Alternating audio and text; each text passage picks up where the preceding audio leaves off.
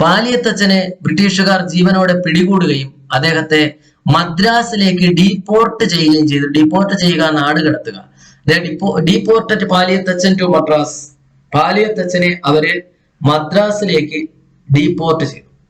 ആത്മഹത്യ ചെയ്ത വേലുത്തമ്പിയുടെ ശവശരീരം ബ്രിട്ടീഷുകാരന്മാര് കണ്ണമ്മൂല എന്ന് പറയുന്ന സ്ഥലത്ത് കൊണ്ടുവന്നു. തിരുവനന്തപുരത്തിനടുത്ത് കണ്ണമ്മൂല എന്ന് പറയുന്ന സ്ഥലത്ത് കൊണ്ടുവരികയും അവിടെ കെട്ടിത്തൂക്കുകയും ചെയ്തു. അങ്ങനെ ബ്രിട്ടീഷുകാർ അദ്ദേഹത്തോടുള്ള ദേഷ്യം തീർക്കുകയാണ് ചെയ്തത്. അത് കഴിഞ്ഞാൽ Kerala becomes A part of world market എന്ന ഭാഗമാണ്. ബ്രിട്ടീഷുകാരന്മാര് നമ്മുടെ കേരളത്തെ അവരുടെ വാണിജ്യ താല്പര്യങ്ങൾക്ക് ഉപയോഗിക്കുന്നത് എങ്ങനെ എന്നുള്ളതാണ് ഈ ഭാഗത്ത് നമുക്ക് മനസ്സിലാക്കാനായിട്ട് പറ്റുക. Taking up the administrative control, the British could gain Kerala merchandise at cheap price and sell out their industrial products at high prices. നമ്മുടെ കേരളത്തിന്റെ ഭരണകാര്യങ്ങളിൽ ഇടപെടുകയും അല്ലെങ്കിൽ ഭരണം അവരുടെ കൈകളിലാക്കിയതിനു ശേഷം ബ്രിട്ടീഷുകാരന്മാര് കേരളത്തിൽ നിന്ന് കിട്ടുന്ന സാധനങ്ങളെല്ലാം വളരെ കുറഞ്ഞ വിലയ്ക്ക് കൈക്കലാക്കുകയും അവരുടെ വ്യാവസായിക ഉൽപ്പന്നങ്ങൾ ഇവിടെ വലിയ തുകയ്ക്ക് വിറ്റഴിക്കുകയും ചെയ്തു. അങ്ങനെയും അവർ പണം അല്ലെങ്കിൽ പ്രോഫിറ്റ് ഉണ്ടാക്കി. With this Kerala's self-sufficient village economy was destroyed. അങ്ങനെ കേരളത്തിന്റെ സ്വയം പര്യാപ്തമായിരുന്ന ഗ്രാമീണ സമ്പദ് വ്യവസ്ഥ നശിച്ചു, ഇല്ലാണ്ടായി. Foreign trade spread across the region under the rule of the British and Kerala became a part of the world market. അങ്ങനെ വിദേശ വ്യാപാരം നമ്മുടെ കേരളത്തിന്റെ ഓരോ മുക്കിലും മൂലയിലും എത്തുകയും കേരളം വേൾഡ് മാർക്കറ്റിന്റെ ലോക കമ്പോളത്തിന്റെ ഭാഗമായി മാറുകയും ചെയ്തു. അങ്ങനെ എന്തൊക്കെയാണ് അവരിവിടെ നിന്ന് എക്സ്പോർട്ട് ചെയ്തതെന്നും പകരം എന്തൊക്കെ ഇമ്പോർട്ട് ചെയ്തു എന്നും ഒക്കെ ഒരു ചാർട്ടായിട്ട് നിങ്ങൾക്ക് തന്നിട്ടുണ്ട്. വായിച്ച് മനസ്സിലാക്കണം. നിരവധി ട്രേഡ് നിയമങ്ങൾ, കച്ചവട നിയമങ്ങൾ ബ്രിട്ടീഷുകാർ അവർക്ക് അനുകൂലമായിട്ടുണ്ടാക്കി.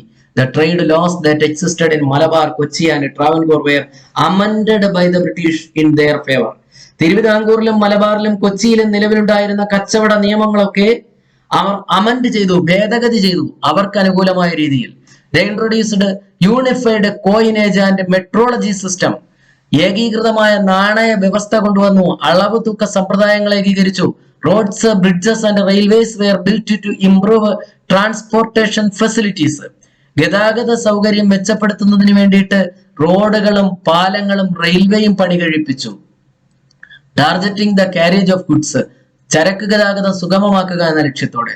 Four better trade facilities that developed the ports at Kochi, Kozhikode, Alappuzha.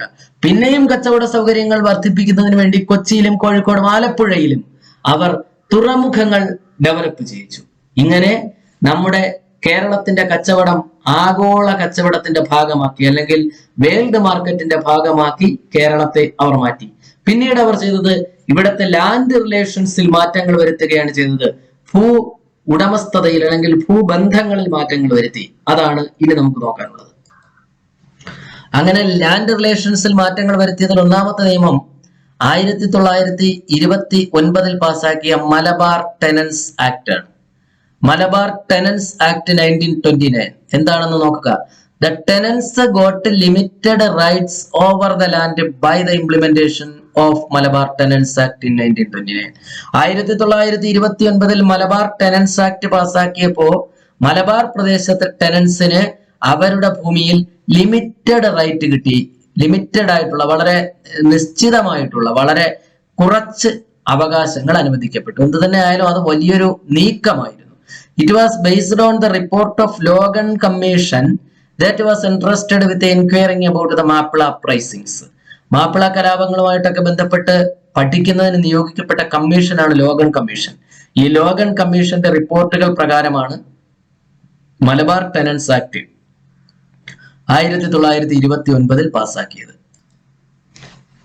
പിന്നെ നമ്മൾ തിരുവിതാംകൂറിലേക്ക് വരുമ്പോൾ തിരുവിതാംകൂറിൽ ലാൻഡ്മാർക്കായ ഒരു പ്രൊക്ലമേഷൻ നടന്നത് 1865 The government of Travancore made a landmark proclamation in 1865 granting the tenants ownership of the lands they cultivated. കുടിയാന്മാർക്ക് അവർ കൃഷി ചെയ്യുന്ന ഭൂമിയിൽ ഉടമസ്ഥാവകാശം നൽകിക്കൊണ്ട് 1865 മാർത്താണ്ഡവർമ്മ ഒരു വിളംബരം നടത്തി. It is known as Pandarappatta വിളംബരം. ഇതിനെ പണ്ടാരപ്പാട്ട വിളംബരം എന്നാണ് അറിയപ്പെടുന്നത്. 1865 The Janmi Kudiyan act passed in sorry 1896. 1896 പാസ്സാക്കിയ മറ്റൊരു നിയമമുണ്ട്, അത് ജന്മി കുടിയാൻ നിയമം. അത് തിരുവിതാംകൂറിലാണ് അതും പാസ്സാക്കപ്പെട്ടത്. It was also granted land ownership to the tenants in Travancore. തിരുവിതാംകൂറിൽ അങ്ങനെ രണ്ട് നിയമങ്ങൾ, 1865 പണ്ടാരപ്പാട്ട വിളംബരം, 1896 ജന്മി കുടിയാൻ ആക്ട്, ഇങ്ങനെ രണ്ടെണ്ണം പാസ്സാക്കിയിട്ടുണ്ട്. പിന്നെ ഉള്ളത് കൊച്ചിയുടെ കാര്യമാണ്. 1914 ആയപ്പോഴാണ് കൊച്ചിയില് കുടിയാൺമ നിയമം പാസ്സാക്കിയത്. അതിന് ടെനൻസ് ആക്ട് എന്നാണ് പറയുക, ടെനൻസി ആക്ട് എന്ന് പറയും. 1914. The tenants in Travancore also suffered a lot due to the tax burden. In Kochi, the Tenancy Act was passed in 1914. 1914 ആയപ്പോൾ കൊച്ചിയിലും ടെനൻസി ആക്ട് അല്ലെങ്കിൽ കുടിയാൺമ നിയമം പാസ്സാക്കി. ഇത് മൂന്നുമാണ് ഈ ബോക്സിനകത്ത് തന്നിട്ടുള്ളത്. തിരുവിതാംകൂറിലും കൊച്ചിയിലും മലബാറിലുമായിട്ട് ലാൻഡ് റിലേഷൻസിൽ വന്ന മാറ്റങ്ങൾ ബ്രിട്ടീഷുകാരുടെ ഭരണകാലത്ത് 1914 മുതൽ തുടങ്ങി 14 കൊച്ചിയില് 1865 മുതൽ 1865 തിരുവിതാംകൂറിൽ പണ്ടാരപ്പാട്ട വിളംബരം നടത്തി. അത് മാർത്താണ്ഡവർമ്മ രാജാവ് 1914 കുടിയാൺമ നിയമം കൊച്ചിയിൽ പാസ്സാക്കി. 29 മലബാറിൽ കുടിയാൺമ നിയമം പാസ്സാക്കി. അടുത്ത ഭാഗം കൊമേഴ്സ്യലൈസേഷൻ ഓഫ് അഗ്രികൾച്ചറൽ സെക്ടർ എന്നതാണ്.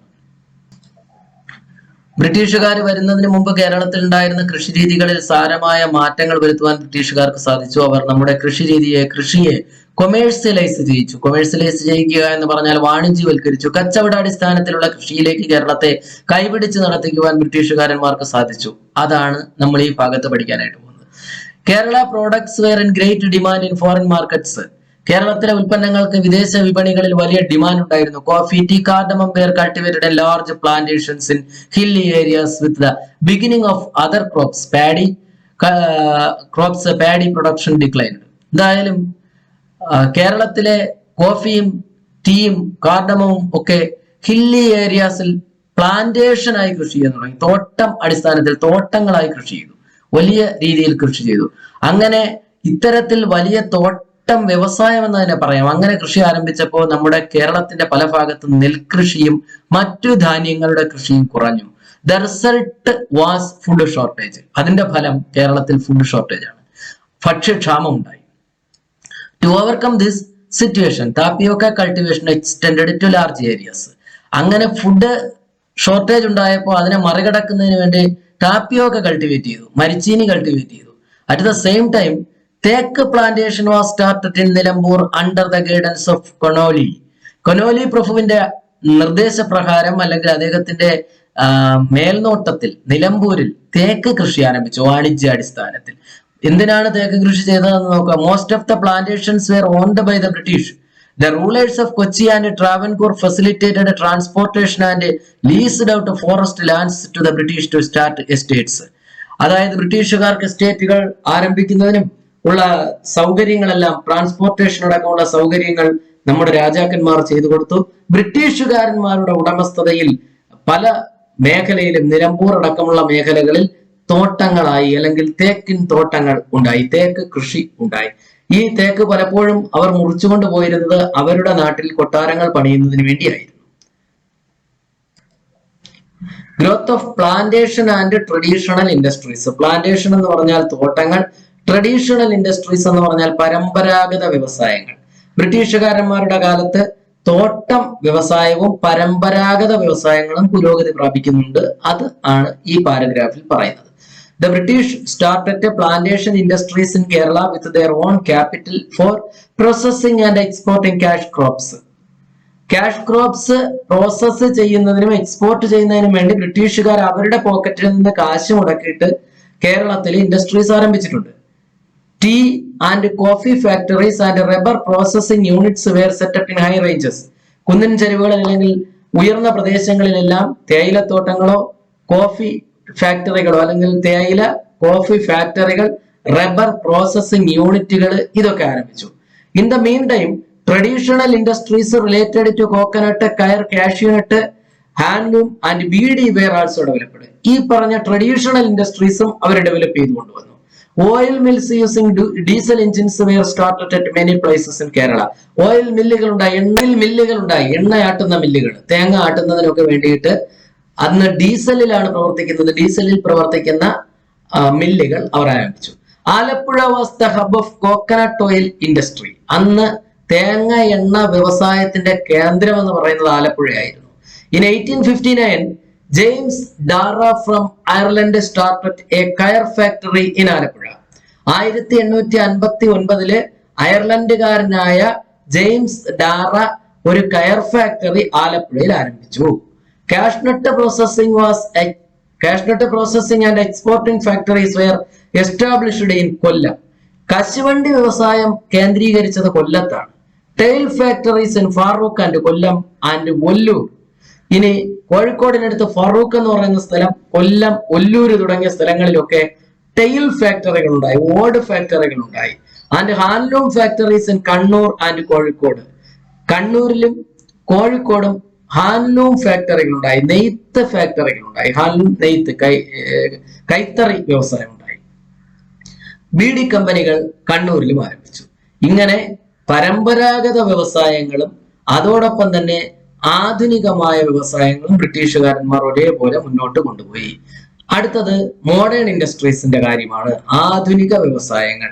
ആധുനിക വ്യവസായങ്ങൾ ബ്രിട്ടീഷുകാരുടെ കാലത്ത് എവിടെയൊക്കെ എന്തൊക്കെ ആരംഭിച്ചു എന്നുള്ളതാണ് ദാ ഇവിടെ നോക്കുക. Punalur paper mill Kollam, FACT Kalamassery എറണാകുളത്ത്, കുണ്ടറ സെറാമിക്സ് കൊല്ലത്ത്, റബ്ബർ വർക്ക്സ് തിരുവനന്തപുരത്തേത്, അതേപോലെ കൊച്ചിയിലുള്ള Tata oil mill, Alagappa textile mill. ഇതൊക്കെ ബ്രിട്ടീഷുകാരുടെ കാലത്ത് ആരംഭിച്ച ആധുനിക വ്യവസായ സ്ഥാപനങ്ങളാണ്. അതേപോലെ തന്നെ ബ്രിട്ടീഷുകാരന്മാര് Pallivasal hydro electric project propelled the development of modern industries. The main factories started during the period എന്ന് പറഞ്ഞാണ് തന്നിരിക്കുന്നത്. അതായത് നമ്മുടെ തിരുവിതാംകൂറിലാണ് ഏറ്റവും കൂടുതൽ മോഡേൺ ഇൻഡസ്ട്രീസ് ആരംഭിച്ചത്. കാരണം തിരുവിതാംകൂറിലെ ഭരണാധികാരികളാണ് മോഡേൺ ഇൻഡസ്ട്രീസിനെ ഏറ്റവും പിന്തുണച്ചിരുന്നത്. മോഡേൺ ഇൻഡസ്ട്രീസ് എല്ലാം തന്നെ വർക്ക് ചെയ്യണമെങ്കിൽ ഇലക്ട്രിസിറ്റി വേണം. അപ്പൊ ഇലക്ട്രിസിറ്റിക്ക് നമ്മൾ പള്ളിവാസലിൽ ഒരു ഹൈഡ്രോ ഇലക്ട്രിക് പ്രോജക്റ്റ് ആരംഭിച്ചു. അതിന്റെ സഹായത്തോടെയാണ് ഈ പറയുന്ന എല്ലാ ആധുനിക വ്യവസായങ്ങളും ഇന്ത്യയിൽ വന്നത്. ആധുനിക വ്യവസായങ്ങൾ മാത്രമല്ല, ബാങ്കുകൾ പോലും, സ്വകാര്യ ബാങ്കുകൾ പോലും ബ്രിട്ടീഷുകാരുടെ കാലത്ത് ആരംഭിച്ചിരുന്നു. The Nedungadi bank was the first private bank in Kerala. അങ്ങനെ കേരളത്തിൽ ആരംഭിച്ച ആദ്യത്തെ സ്വകാര്യ ബാങ്കാണ് നെടുങ്ങാടി ബാങ്ക്. പിന്നീട് ഇമ്പീരിയൽ ബാങ്ക് വന്നു, ദ ഇന്ത്യൻ നാഷണൽ ബാങ്ക് വന്നു, ചാർട്ടേഡ് ബാങ്ക് വന്നു. ഇങ്ങനെയൊക്കെ ബാങ്കുകൾ വന്നിട്ടുണ്ട്. British influence on culture. നമ്മുടെ സംസ്കാരത്തിൽ ബ്രിട്ടീഷുകാരന്റെ ഇതിൽ പഠിക്കാനുള്ള കാര്യങ്ങൾ ഇതൊക്കെയാണ്. Doctor Angelos Francis prepared the first Malayalam grammar text and Arnos Pathiri the first Malayalam dictionary. Father Angelos Francis ആദ്യത്തെ മലയാളം വ്യാകരണ പുസ്തകവും അർണോസ് പാതിരി ആദ്യത്തെ മലയാളം ഡിക്ഷണറിയും തയ്യാറാക്കി. Samkshepa Vedartham is the first book to be entirely published in Malayalam language. മലയാള ഭാഷയിൽ പൂർണ്ണമായും പബ്ലിഷ് ചെയ്ത ആദ്യത്തെ പുസ്തകം സംക്ഷേപ വേദാർത്ഥമാണ്. English Malayalam and Malayalam English dictionaries were published by the missionaries Benjamin Bailey and doctor Hermann Gundert respectively. ഇവർ രണ്ടുപേരും ബെഞ്ചമിൻ ബെയ്ലിയും അതേപോലെ ഡോക്ടർ ഹെർമൻ ഗുണ്ടർട്ടും ഇംഗ്ലീഷ് മലയാളം ഡിക്ഷണറിയും മലയാളം ഇംഗ്ലീഷ് ഡിക്ഷണറിയും തയ്യാറാക്കി. Hermann Gundert also published the first Malayalam news papers, namely രാജ്യ സമാചാരം ആൻഡ് പശ്ചിമോദയം ഫ്രം തലശ്ശേരി. തലശ്ശേരിയിൽ നിന്ന് ആദ്യത്തെ മലയാളം ന്യൂസ് പേപ്പേഴ്സ് ആയ രാജ്യ സമാചാരവും പശ്ചിമോദയവും പബ്ലിഷ് ചെയ്തതും ഹെർമൻ ഗുണ്ടർട്ടാണ്. പിന്നെ നമുക്ക് അല്ലെങ്കിൽ നമ്മുടെ ഭാഷയുടെ ഒക്കെ വളർച്ചയ്ക്ക് അമൂല്യമായ സംഭാവനകൾ നൽകിയത് ക്രിസ്തുമത മിഷണറിമാരായിരുന്നു. ആ മിഷണറിമാരിൽ 3 മിഷണറി സംഘങ്ങളാണ് കേരളത്തിൽ പ്രവർത്തിച്ചിരുന്നത്. തിരുവിതാംകൂർ കേന്ദ്രമാക്കി പ്രവർത്തിച്ചിരുന്ന LMS അല്ലെങ്കിൽ ലണ്ടൻ മിഷൻ സൊസൈറ്റിയും, കൊച്ചിയിൽ പ്രവർത്തിച്ചിരുന്ന CMS അല്ലെങ്കിൽ ചർച്ച് മിഷൻ സൊസൈറ്റിയും, മലബാർ പ്രദേശങ്ങളിൽ പ്രവർത്തിച്ചിരുന്ന BEM അല്ലെങ്കിൽ ബേസൽ ഇവാഞ്ചലിക്കൽ മിഷൻ എന്ന് പറയുന്ന 3 മിഷണറിമാരുടെ സംഘങ്ങളാണ് കേരളത്തിൽ പ്രവർത്തിച്ചിരുന്നത്. ഇവര് 3 പേരും നമ്മുടെ കേരളത്തിന്റെ സാംസ്കാരിക വളർച്ചയ്ക്ക്, 3 പേരുമല്ല 3 സംഘങ്ങളും കേരളത്തിന്റെ സാംസ്കാരിക വളർച്ചയ്ക്ക് വലിയ സംഭാവനകൾ നൽകിയിട്ടുള്ളവരാണ്. ഒപ്പം നമ്മുടെ ഭരണാധികാരികൾ ഇവർക്ക് വേണ്ട എല്ലാ സഹായങ്ങളും ചെയ്തു കൊടുത്തിട്ടുണ്ട്. The policy of education for all, irrespective of caste and religion, was flagged off in Kerala with the educational programs of the missionaries. The rulers of Kochi and Travancore granted land to the missionaries to start educational institutions.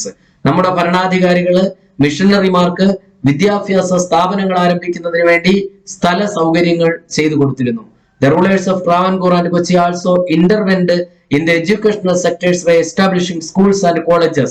The proclamation of free primary education in 1817 by Gauri Parvati Bhai, the ruler of Travancore, is a remarkable one of its kind.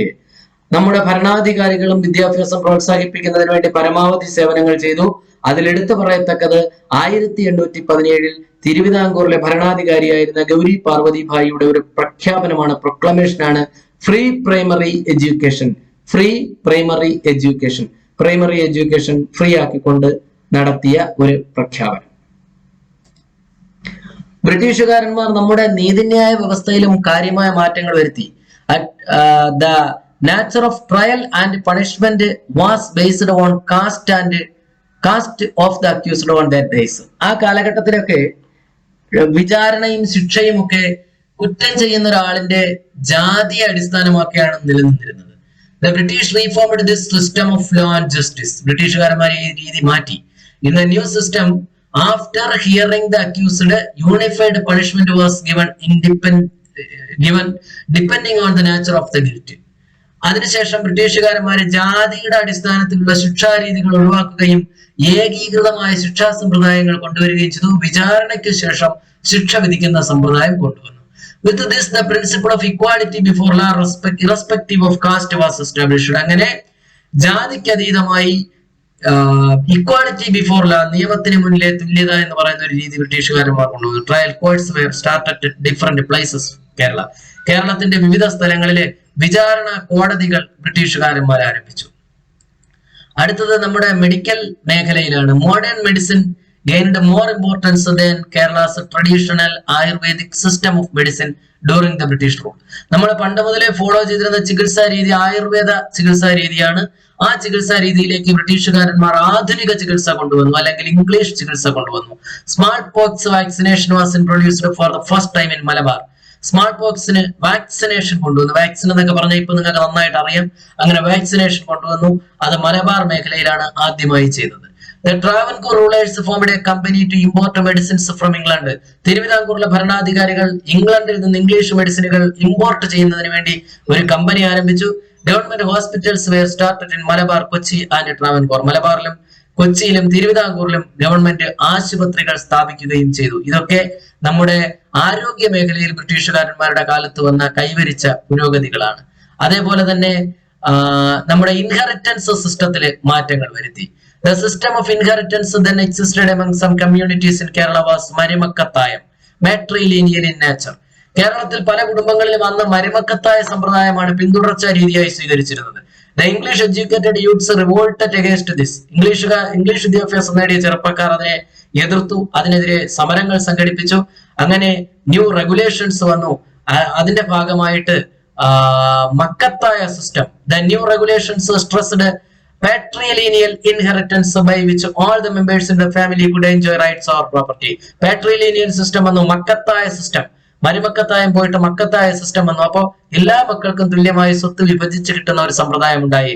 The new system led to the decline of joint families and the തറവാട് system. അങ്ങനെ കേരളത്തിൽ joint family ഇല്ലാതെയായി, തറവാട് system ഇല്ലാതെയായി, ഓരോരുത്തരും അണുകുടുംബങ്ങളായി മാറുന്ന സ്ഥിതിയൊക്കെ ഉണ്ടായി. ഇതൊക്കെ ബ്രിട്ടീഷുകാരുടെ കാലത്ത് വന്ന പ്രധാനപ്പെട്ട മാറ്റങ്ങളായിരുന്നു.